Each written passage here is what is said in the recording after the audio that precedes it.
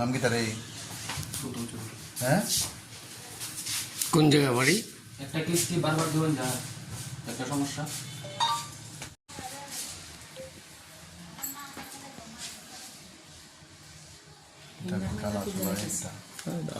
কি হয়েছে ঘটনাটা?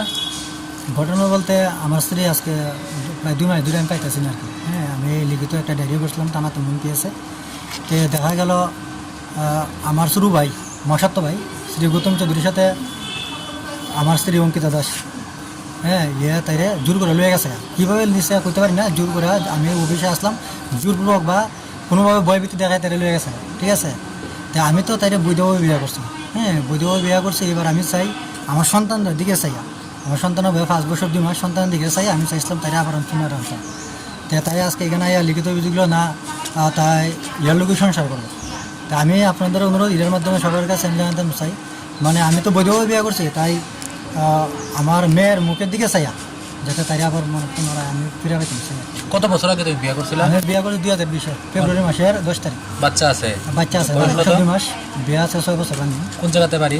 আমার বাড়ি পূর্ব বসন্তলা, মেয়ের বাড়ি পূর্ব বসন্তলা। আর যে ছেলে নিছে এর ঘর আমার একদম লগের ঘর। তোমার কি লাগে ছেলে? আমার আপন মশাত্ত ভাই। আপনার নাম? আমার নাম জীবন দাস। না, তোমার বউয়ের লগে যে সম্পর্ক আছে এরকম, এটা কি তুমি জানতে আগে?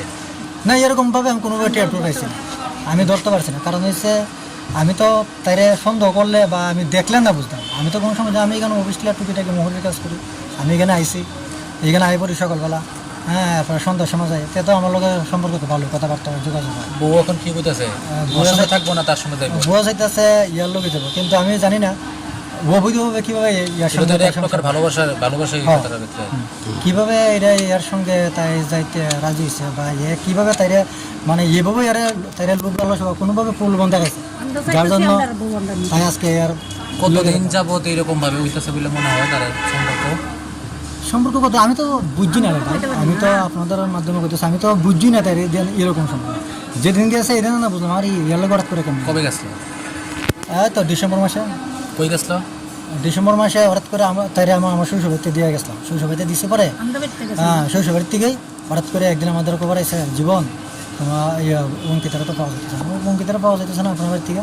তো গেলাম, গিয়ে সেটা দেখি ও মা অঙ্কিতা নাই নাই নাই নাই খোঁজাখুঁজি করলাম, যে গেলাম কই গেল, তো আমরা তো খোঁজাখুঁজি করছি, তো গতমাল হয়ে গেছে। এবারে অনেকভাবে আমি খোঁজাখুঁজি করছি, আমি অনেক দিন ধরে খোঁজাখুঁজি করার পরে আজকে দেখলাম না, খোঁজাখুঁজি পরে দেখলাম তাই আপনার 2-3 দিন পরে আমাদের রিপ্লাই দিল আর কি, আমি ইয়ার লোকে আগে পড়ছি। আচ্ছা, ওটা আপনার যে ওই যে ছেলেটার সাথে তার সম্পর্কে কি?